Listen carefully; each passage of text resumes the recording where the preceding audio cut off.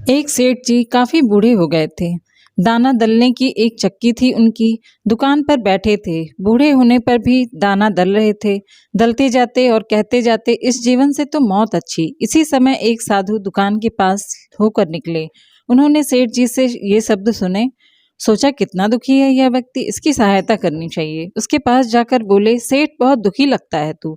मेरे पास एक विद्या है, यदि तू चाहे तो तुझे स्वर्ग ले जा सकता हूँ। चलता है तो चल, यहाँ के दुखों से छुटकारा मिल जाएगा।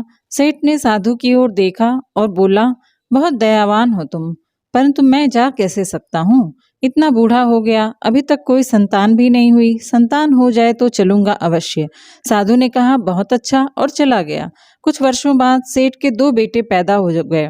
साधु ने वापस आकर कहा, चलो सेठ, अब तो तुम्हारी संतान हो गई। सेठ ने कहा, हाँ हो तो गई, परंतु अभी तक किसी योग्य तो नहीं। लड़के तनिक बड़े हो जाएं, तब तुम आना, मैं अवश्य चलूंगा।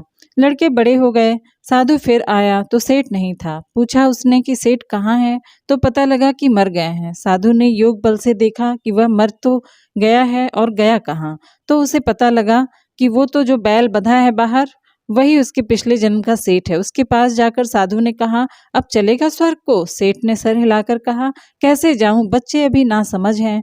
मैं तो चला गया, कोई दूसरा बैल ले आएंगे। जितनी अच्छी तरह से मैं बोझ उठाता हूँ, उतनी अच्छी प्रकार से दूसरा बैल बोझ नहीं उठाएगा, तो मेरे बच्चों को हानि हो जाएगी।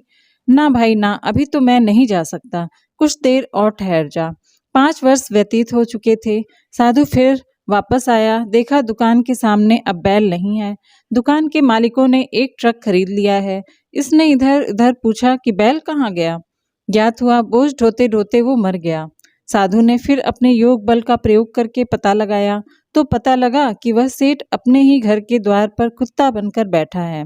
साधु ने उसके पास जाकर कहा, अब तो बोझ ढोने की बात भी नहीं रही, अब चल तुझे स्वर्ग ले चलूं। कुत्ते के शरीर में बैठे सेठ ने कहा, अरे कैसे ले चलेगा, देखता नहीं मेरी बहू ने कितने आभूषण पहन रखे हैं। मेरे लड़के घर में नहीं हैं, यदि कोई चोर आ गया तो बहू को बचाएगा कौन? नहीं बाबा, तुम जाओ, अभी मैं नहीं जा सकता। साधु चला गया।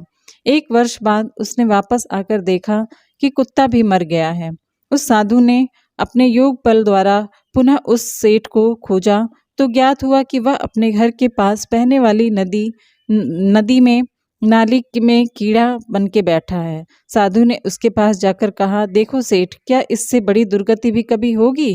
कहाँ से कहाँ पहुँच गए तुम, अभी भी मेरी बात मानो, आओ तुम्हें स्वर्ग ले चलूं। कीड़े के शरीर में बैठे सेठ ने चिल्लाकर कहा, चला जा यहाँ से, क्या मैं ही रह गया हूँ स्वर्ग लाने के लिए? उनको ले जा, मुझको यहीं पड़ा रहने दे।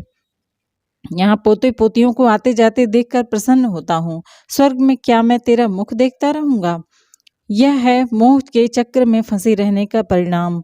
यह मोह का चक्र आत्मा को नीचे ही नीचे ढकेलता जाता है। नहीं, इस प्रकार के कर्म मत करो। कर्म करो अवश्य, परंतु मोह और ममता से परे हटकर।